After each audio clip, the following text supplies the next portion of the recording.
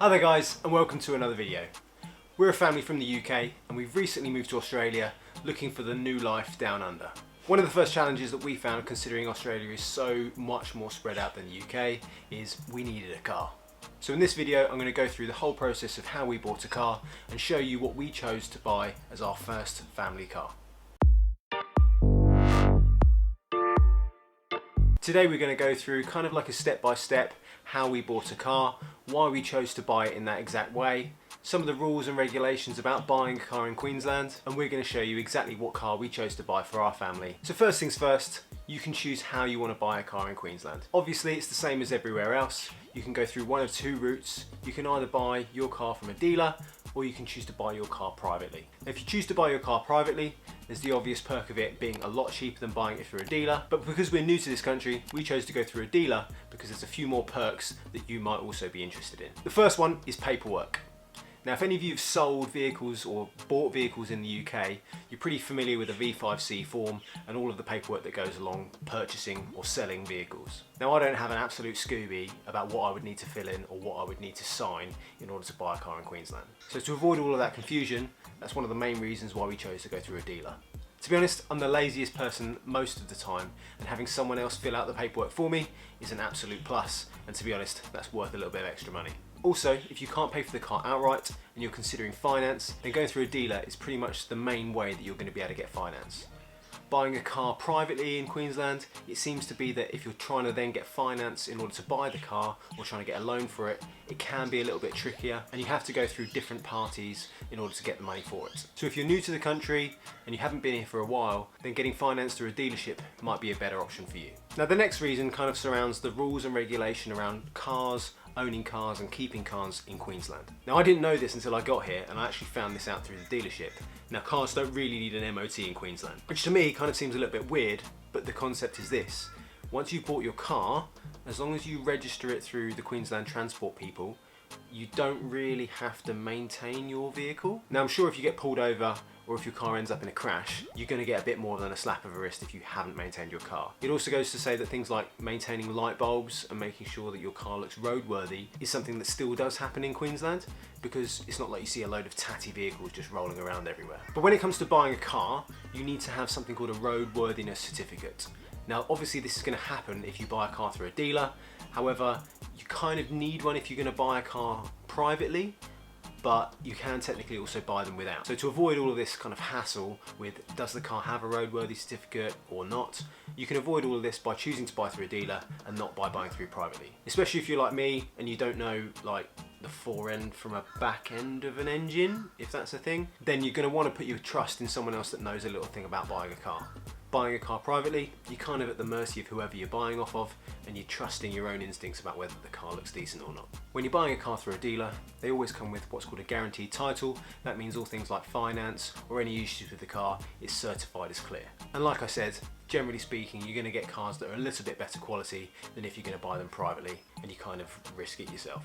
If you're a little bit like me and you don't want the risk, you don't want the hassle, just buy through a dealer. Next, when you're buying through a dealer, you have this thing called a drive away price. And what that includes, other than them filling out all of the paperwork for you, is also you getting your registration on the car. Now this is a little bit like car tax in the UK, where you have to pay for your car tax and the car tax is linked to the car. But here they call it Rego, and it includes the registration of the car with the Queensland Transport people. I say Queensland Transport people, like they definitely have a proper department name, but it's also official that I always forget what it's actually called. Now when we bought the car, we got 6 months registration also included in it, and a year's rego in Queensland is around about $700, $800. So to get $400 for free, well, you're kind of paying for it, but you don't have to have the hassle of actually going and registering it yourself. Also, if you're buying through a dealership in Queensland, you can actually buy your vehicle with a UK license. Now this might actually seem a little bit weird because you're kind of still from another country, but this is also assuming that eventually you're going to have to get your UK license transferred over to a Queensland license as well. The dealership should be able to sort out your customer reference numbers for you, and then when you do get your driver's license, it should all just transfer over once they've all sorted it out. On that note, if you want to see a video about how to get a driver's license, I'll put a link in the description below about when I went to go and get mine. The last thing you're going to have to consider when you're buying a car is also insurance. Now in Queensland you do actually get compulsory third-party insurance with your registration. It's not like with your registration, you do actually have to pay for it as part of the registration, but you do get a level of insurance with your rego. Now if you're happy with this level of insurance, and to be honest, you probably shouldn't be, then all that does mean is you can actually drive your car home from the dealership legally. But that level of insurance, it actually only really protects if you hit someone else and protects them. You're not actually going to get a payout for your car or any injuries that you might have. So do a quick insurance check online and you should be able to find an insurance company that can insure you for what you need. We actually went for the fully comp insurance, partly because we need the peace of mind as a family. But in Queensland, there are other things that you need to consider when you're buying your insurance. For example, does your insurance come with Kanga cover? Yep. If you hit a kangaroo, it's going to screw up your car, and some insurers won't necessarily cover for you that, or it might have to be an optional extra. The other thing to think about is things like storm damage or natural disaster damage. In Queensland, particularly in the southern half of Brisbane, we get hailstones not necessarily the size of golf balls, but the size of cricket balls. And these things are going to wreck your car and pretty much write it off. If you don't have that included within your insurance, then make sure you're parking your car under hard cover, because it's going to screw up your car. Depending on how flash you're going to go, expect to pay between 500 and 700 bucks a year, at least for that level of insurance. Now I bet you're wondering what car we actually decided to go for as our first car for a family in Queensland. Now moving over here, we kind of consider ourselves as British and pommy at heart, but to be honest, we want to assimilate into the Australian lifestyle as quickly as possible. So with that, we decided to go for a Mitsubishi Outlander, and when I've told other people around here, they pretty much said, that's like the most Australian car you can go for. I didn't really know what they meant until obviously living here now for a few months, you can pretty much see them everywhere. To be honest, we think they're a good car, we think they're good value for money for what we paid, and whilst there are other cars on the market that probably could be considered better, I'd love to hear your comments down in the section below about whether you think we've had a good deal or whether we could have got something better. So the vehicle that we actually went for was a 2018 Mitsubishi Outlander ES 7-seater all-wheel drive. Now all-wheel drive kind of means four-wheel drive, except it's not necessarily a proper four-wheel drive where you can kind of change all of the gears and stuff like that.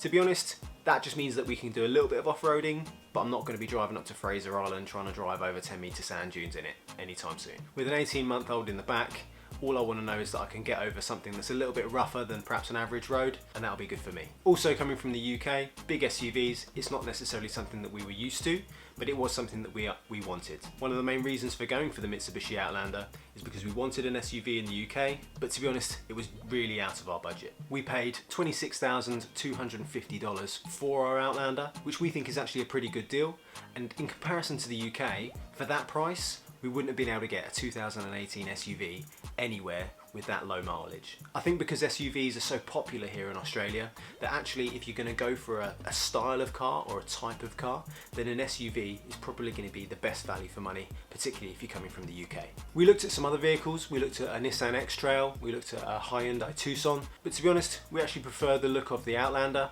and also from a size perspective, it's actually bigger than both of those cars, and so we can actually fit all of our family kind of stuff that we needed to and not have to worry about space. Also with 7 seats, if we get loads of family coming over to visit us at any time, we can actually pop the extra seats open, throw any kids in the back.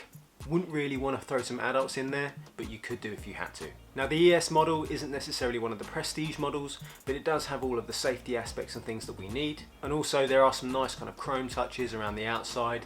The inside looks pretty good. It's got a decent sized screen, which is handy when you're parking the car with the rear view camera. And from the outside with the 18-inch alloys, it does look actually pretty nice. From a running cost perspective, it's got a 60-litre fuel tank, and that costs us around $80 to fill it. This model with a 4-cylinder 2.4-litre engine actually gets around 7.2 litres per 100 kilometres. So the range of our tank is going to end up being around 800 kilometres. Considering fuel prices are cheaper here in Australia than they are in the UK, it's not necessarily a problem that we've got a bigger, thirstier car than we would have in the UK. And we also have to consider that we've got a larger car, and that's going to have more fuel running costs anyway. Mitsubishi also offers a 5-year warranty, and because this is a 2018 model, we've still got a few years left of the warranty. We're up to 100,000 Ks, which we're well under as well. Now while my wife Samantha does actually moan that this car doesn't necessarily have all the bells and whistles that she'd probably expect from a new car, it did have some that perhaps others that we looked at, like a Nissan X-Trail, didn't. So our car does come with things like Apple Play or Android Auto, depending on what your phone is, and that allows our phones to sync up with the onboard computer, and we can essentially control our phones from the digital display. Now this is handy as well, considering that Queensland have got these like really high cameras that can like see down into your vehicle to check if you're on your phone. So if you're one of these people that does often check your phone when you shouldn't really be doing, then having Android Auto or Apple CarPlay is going to really help you out. Personally, I find it really useful because it allows all of our messages to get read out, but it is a bit weird when it's talking to you in that kind of weird Alexa type of voice. From a size perspective, it's great for Aurora and us putting her into her car seat. It makes a nice change not actually having to bend down and putting her into a car and being able to kind of do it at a reasonable height. Overall, we're really happy with our purchase. We think it's great value for money, and whilst we know that there are perhaps some better cars out there with some more things, for us right now and how much we could afford, we think it's a great car. If you agree, or maybe even if you disagree, remember, tell us in the comment section down below, and we'd love to see if there's actually a better car out there that we could have got. It would definitely be something to consider when we have to upgrade our cars in a few years' time. If you found this video useful, make sure to give it a thumbs up, and if you want to check out some of our other videos about how we emigrated to Australia or what our life is like over here now, make sure to check out our channel and subscribe if that's something that you're into. But for now, thanks for watching, and we'll see you on another video.